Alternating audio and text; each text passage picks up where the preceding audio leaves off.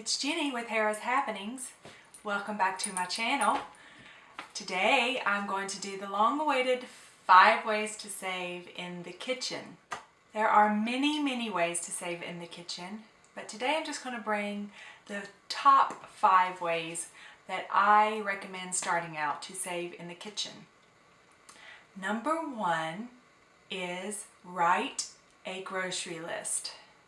Now I know that this is like the most simplest thing in the world, but you would be surprised how many people don't write their list, or they forget their list at home when they go to the grocery store. This is a problem because number 1, you don't know what items that you need, and you have to go back to the store. And we all know that every time we walk into a store, we end up spending more than what we intentionally planned. Number 2 is, if you don't have a list, you just start throwing things in the cart that you think was on the list and therefore adding to your total at the checkout. Tip number 2 is to make a meal plan. Now you can do this just for the week. You can do this for a whole month. I have utilized both methods. I save the most money when I meal plan for a month at a time, and I go grocery shopping either once a month or twice a month. That's when I save the most money.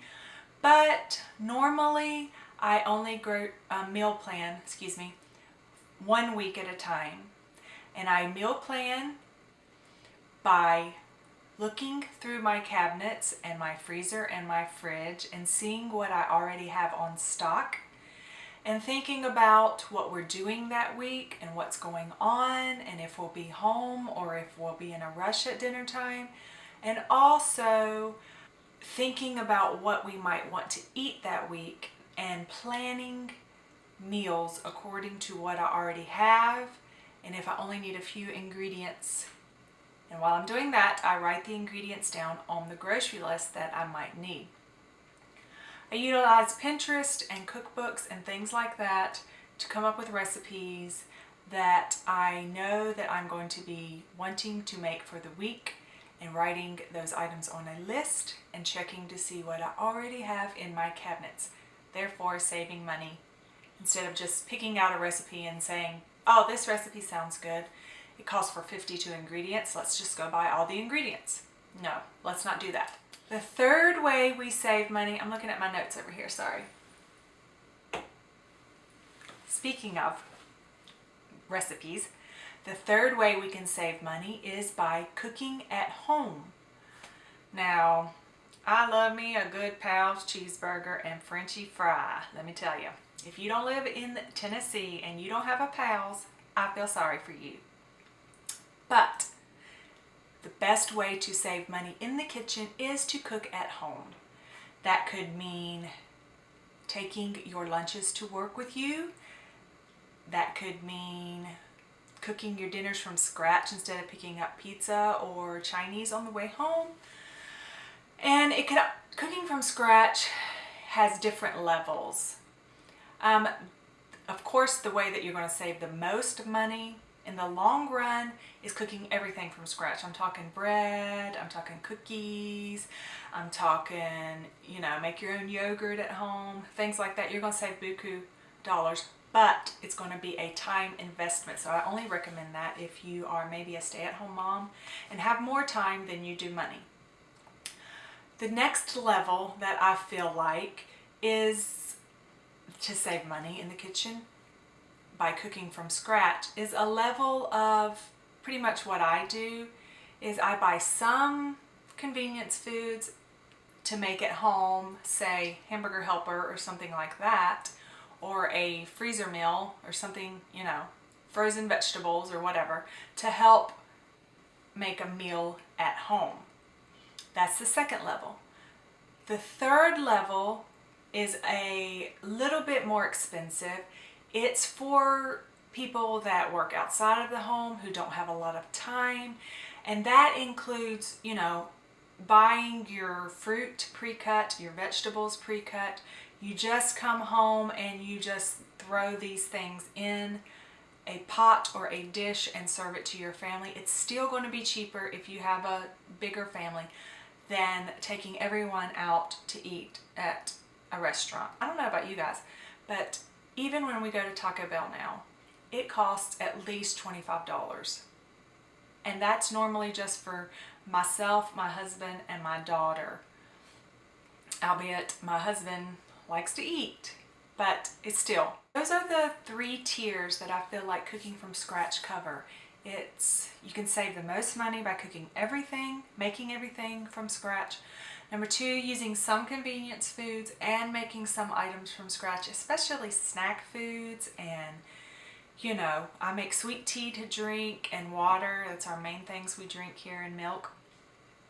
And also the 3rd tier is buying almost all convenience foods at the grocery store to help you utilize those at home. The 4th tip I would recommend is having a small stockpile of ingredients. I keep on hand flour, all-purpose flour, bread flour, white sugar, beans, rice, oats. All times I keep those on hand in a bucket, about a 5-gallon size bucket, and I buy those items at bulk, usually at Sam's Club, at a discounted rate, as opposed to buying 5 pounds here and 5 pounds there at the grocery store. That saves me money, and it also saves me from going to the grocery store for those items where we know that we're going to spend more money every time we walk into those doors. So stockpile at least basic ingredients. Goodness. Hi, Sam. Say hello. At least stockpile basic ingredients like flour, sugar, things that you're going to use, especially if you're in tier 1 of cooking from scratch, where you need flour, oats, sugar, things like that. My last tip that I want to share with you today is utilize your kitchen tools. Now this goes hand in hand with cooking from scratch. I have a bread machine in my house. I have a KitchenAid mixer at my house. I have a pasta maker at my house. I have an ice cream maker at my house. Oodles of kitchen utensils. If you utilize those utensils that you already own, I know a lot of you have them hidden here and there in your kitchen cabinet somewhere. If you utilize those, you can cook from scratch and save money in the kitchen. I use my bread machine quite a bit to make bread, especially when I make like spaghetti or whatever, and use it to make doughs. I use my KitchenAid mixer all the time for cookies and pie crusts, and there's lots of things you can do. So take the time to research your utensils and what all they can do. And that concludes my 5 ways to save in the kitchen. So to recap, we're going to make a grocery list, take it to the store, stick with it. Number 2, make a meal plan for either a week or a month or 2 weeks at a time, whatever, and stick with that. Number 3, cook at home as opposed to eating out. And that can be tier 1, 2, or 3, whatever works for you and your family. Number 4, keep a stockpile of basic ingredients at your disposal. And if you don't have a lot of room, you would be surprised. You can store things under your bed.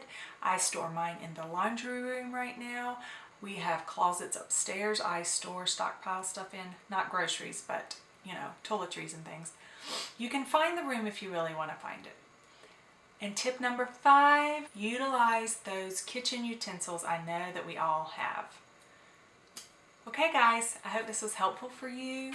Thank you for watching, and I have missed you guys. I'm glad to be back on YouTube filming my videos at least once a week. I'm going to try to film, and I hope you have a great day.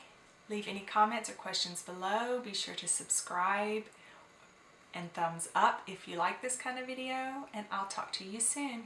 Bye y'all.